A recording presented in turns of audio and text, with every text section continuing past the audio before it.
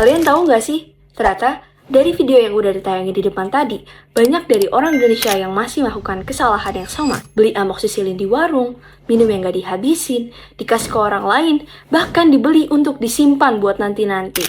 Nama saya Ratu Clara Lamtri Sihombing dari SMA Negeri 1 Kota Depok. Dan pada kesempatan kali ini, ayo kita sama-sama bahas kenapa sih antibiotik itu nggak boleh dipakai secara sembarangan. Antibiotik itu merupakan obat yang dikhususkan untuk melawan bakteri. Kalau misalkan dipakai secara sembarangan, maka bakterinya ini bisa beradaptasi dan jadi kebal terhadap obat ini. Fenomena inilah yang disebut dengan AMR atau antimicrobial resistance. Akibatnya, penyakit yang sebenarnya sederhana jadi mematikan karena obat yang biasanya ampuh jadi nggak mempan lagi. Parahnya, sejak tahun 2010, hampir gak ada antibiotik baru yang dikembangkan.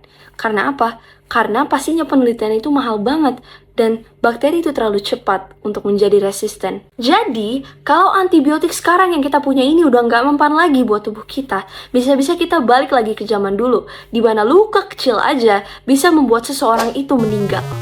Lalu apa sih sebenarnya kesalahan yang biasa dilakukan oleh orang Indonesia? Pertama, minum antibiotik nggak habis. Kedua, beli antibiotik lagi dan lagi tanpa resep dokter. 3, disimpan-simpan buat nanti.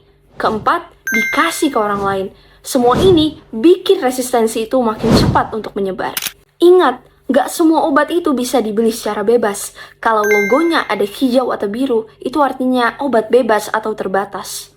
Tapi kalau logonya merah dengan huruf K, maka itu adalah obat antibiotik yang sebenarnya hanya boleh dibeli jika memang mempunyai resep dari dokter.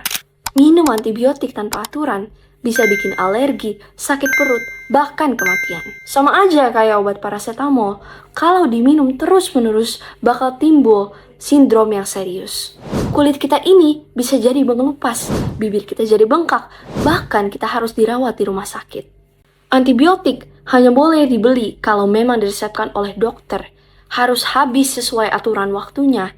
Jangan dibeli sembarangan dan disimpan buat nanti-nanti atau dibagi-bagi ke orang lain. Ayo sama-sama kita cegah AMR, kita selamatkan generasi Indonesia.